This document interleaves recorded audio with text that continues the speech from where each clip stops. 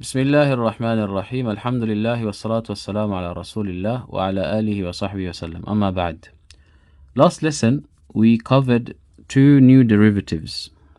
They were اسم المكان and اسم الزمان, noun of place and noun of time. When I wrote it out initially I said ظرف المكان ظرف الزمان. It's more correct to say اسم الزمان and اسم المكان, although ظرف المكان ظرف الزمان generally indicates the same thing. The reason why it's better is because when we say ismul makan, ismul zaman, that indicates to us that these are derivatives. And this is the terminology used by the sarfiyun, the scholars of sarf, and in the subject of sarf, they would say ismul makan, ismul zaman. Whereas dharf al-makan, dharf al-zaman, this term is usually used by the scholars of grammar, nahu. And the difference is that ismul makan, ismul zaman, they are derivatives. You can derive them by applying or placing them on that particular pattern that we learned. Whereas ظرف المكان and ظرف الزمان, they're not derivatives. There's no particular pattern. They are just nouns. Like for example, يوم is a ظرف زمان. يوم, it's a day, a night, صباح, مساء, morning, evening, and so on. These are ظروف زمان. Examples of ظرف مكان أمام, فوق, تحت, and so on. These ones, in front of, on top of, underneath, to the left, to the right, these are ظرف مكان. These words are not derived. They are not derived from other words. Whereas the ones that we were learning last time, مرمى, مسعى, مطاف, and so on, those ones were derived from other nouns. So it would have been better for me to say, to have written اسم المكان اسم الزمان instead of ظرف المكان ظرف الزمان. So that's the correction. طيب, this is the correction. Better for us to say اسم المكان اسم الزمان when we're referring to those nouns of place, nouns of time, which are derived. And terms ظرف المكان ظرف الزمان are usually used for when we're speaking about the grammatical aspect of it, that it's mansub على الظرفية and so on. طيب. In this lesson 7, we're going to be learning a new derivative, and that is ismul ala. Ismul ala. Ismul ala translates as noun of instrument. The word ala is an instrument or a tool that's used to do something. In this particular case, it's the instrument that's going to be used to carry out the particular action that noun denotes. So for example, kanasa is to brush. The tool or instrument that's used to do kanasa, we can derive it from that word by placing it on a particular pattern. We say miknasa. Miknasa is a broom, a brush. Another example, kawa. Kawa is to iron. We can derive the tool that's used for ironing, the actual iron, by placing it on a particular pattern, and that is mikwatun. Mikwah, iron, which we already learnt. Another example is for one who is sa'ida. Sa'ida is to climb, to ascend. The instrument or the tool that's used to ascend, we say mis'ad. Mis'ad is like a ladder, or you can say stairs or escalator. You find in shopping centers you have mis'ad. So that's the instrument that's used to do this particular action. So that's what we're going to be learning. This is also from the derivatives. So we've covered from the derivatives, there are 3 verbs. Madi, mudari, amr. And we are left with 7 nouns. 7 nouns from the derivatives. All in all, there's 10. 3 are verbs, 7 are nouns. So we've covered ismul fa'il, ismul maf'ul, ismul makan, ismul zaman, ismul ala. So 1, 2, 3, 4, 5, 6, 7, 8, and then we're going to be left with 2 more. So the author is introducing these derivatives one by one and explaining the rules to us as we go along. So let's explain the rules for ismul ala, inshallah. It's not too difficult. So ismul ala is what we're going to be talking about, and we said ismul ala is noun of instrument. The noun of instrument, which basically means it's the noun which denotes the instrument used to carry out that particular action. So the ismul ala generally is derived from the fi'l. And this fi'l is thulathi al-mujarrad. الثلاثي المجرد, يعني the three root lettered verb. That's where it's taken from. And not only that, this three-lettered root-lettered verb is muta'addi.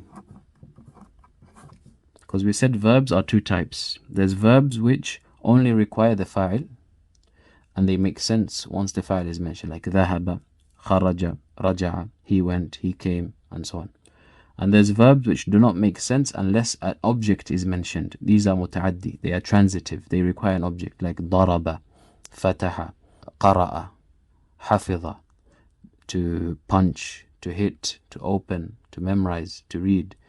These are muta'addi. Okay, so generally speaking, the ismul ala is taken from a fi'l. This fi'l is thulathi mujarrad, and it's muta'addi. If these conditions are met, generally you can derive ismul ala. But sometimes there's exceptions. You have exceptions for each one of these. So for example, there's times where the ismul ala, from the get-go, it's a noun. And this is not something that we can study and apply qiyas.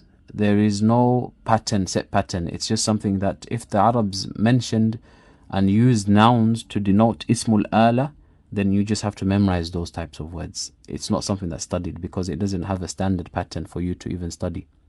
So for example, mihbara. You could say mihbara or you could say mahbara. Both are correct. Mihbara is like an ink pot. Min al-mihbara ila al-maqbara, as is commonly attributed to Imam Ahmed. From the ink pot to the grave, and you continue seeking knowledge. So this is an exception in that it's not being derived from a fi'l. This is a noun from the get-go. These type of ones, you just memorize them as you go along. And there's other examples like miqlama and mimtara and mimlaha. These are other examples where they are nouns that are just memorized and they denote ismul ala. They are not being derived from a fi'l, thulathi mujarrad muta'addi.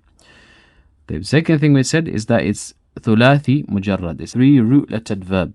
Sometimes it can be derived from verbs which are more than three root letters, more than three letters, generally speaking.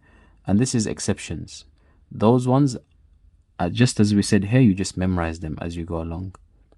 It's not something that you can derive a pattern and so on. An example of this is mi'laq. Mi'laqun. Mi'laqun is taken from allaqa. Allaqa is four-lettered, it's not three-lettered. So this is an exception. So 1, 2, 3, 4. The lam with the shadda denotes two letters. So there's 4 letters here. Mi'laq is taken from allaqa. Mi'laq is something that is used to hang stuff on. So you could say a hanger. And sometimes it's taken from a fi'l, thulathi mujarrad, but it's not muta'addi. Instead of it being muta'addi, it's lazim. It's lazim. For example, the word or the ismul ala misbah. Misbah. Misbahun is a lantern. And this is taken from sabuha. So misbah is a lantern. This lantern is taken from a fi'l, thulathi mujarrad. But this thulathi mujarrad is not muta'addi, it's lazim. Sabuha, to become light, to become radiant, is not muta'addi. So the point is, the ismul ala is taken from the fi'l thulathi mujarrad muta'addi in the case where you are going to be studying and placing them on particular patterns. But there are exceptions to each one of these components. So sometimes it can be taken from a noun, you just have to memorize.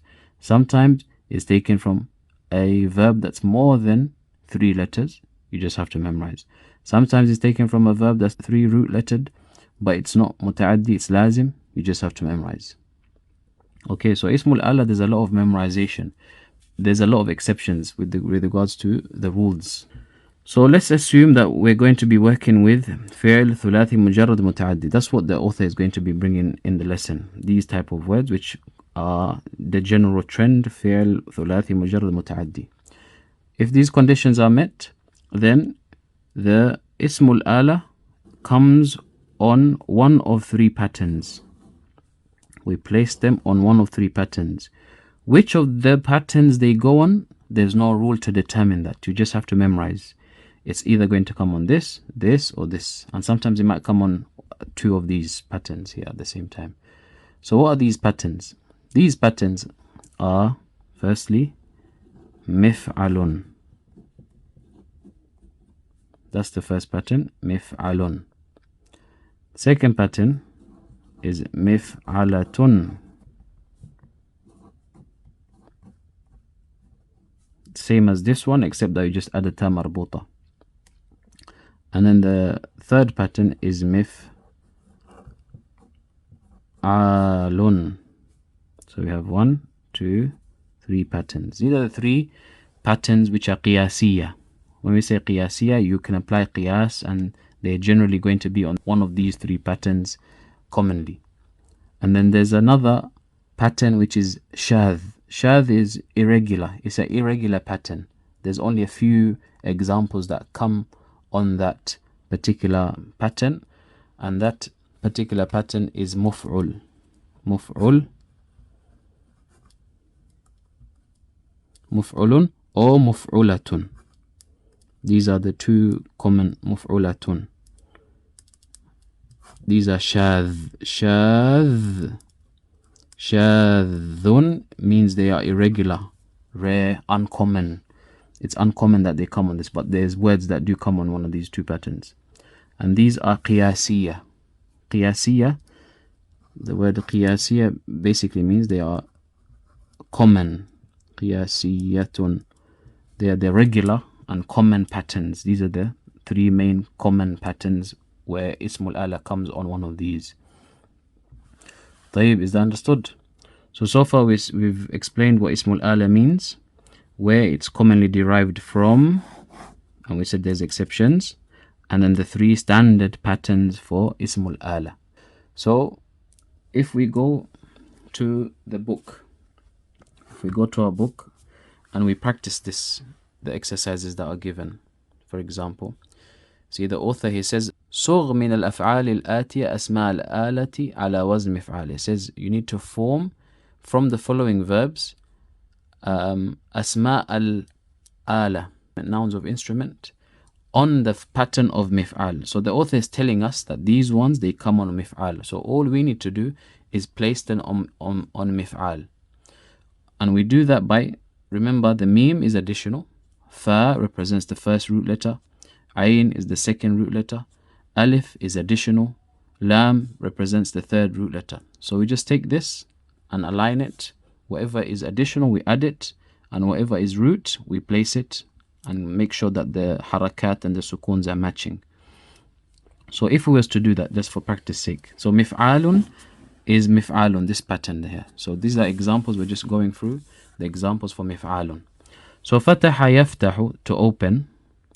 The instrument that's used for opening, we'd say mifta, and then paste the alif, miftahun. Miftahun is key. Keys are what are used to open things. Nashara yanshuru, we'd say min sharun. Min sharun is the saw. Haratha mihrathun. Haratha is to plow. Mihrath is the instrument that's used for plowing. Zalaja, to skate. Mizlajun. Qasa, to measure. Miqyasun. We go back to the origin of the alif. With the ajwaf, we go back to the origin of the alif. So miqyasun in this case, because qasa yaqisu, we have the ya. So this alif was originally a ya, so it comes back. Miqyasun. Kala yakilu mikyalun. Wazana yazinu mewzanun. Mewzanun. That's how it is originally. But then we have a rule here. Mewzanun. a kasra preceding a waw sakina, it's difficult to pronounce. This, we don't have this in the Arabic language. That sound, meow, ill, we don't have that. So what happens in this case? The waw is turned into a ya to make it easy to pronounce, and it becomes mizan. Otherwise, it's originally mizan, but it becomes mizan. Okay, so we've practiced the mif'al pattern. We're going to practice the next pattern, which is mif'alun. The ones that he's given us here: barada yabrudu, mibradun, halaba yahlubu, mihlab. Mihlab is something that's used to milk. Halaba to milk. Mihlab is what is used to milk something. Sa'ida yas'adu is to climb, ascend. Mis'ad, escalator, ladder, and so on. Qabada yaqbidu. Qabada is to grab something, to take hold of something, clasp something. Miqbad, a clutch or handle. Qada yaqudu. Qada yaqudu.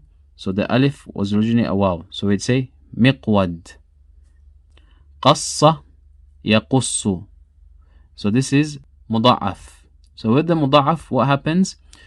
Originally it's going to be miqsasun, because this is qassa, qasasa, yaqussu.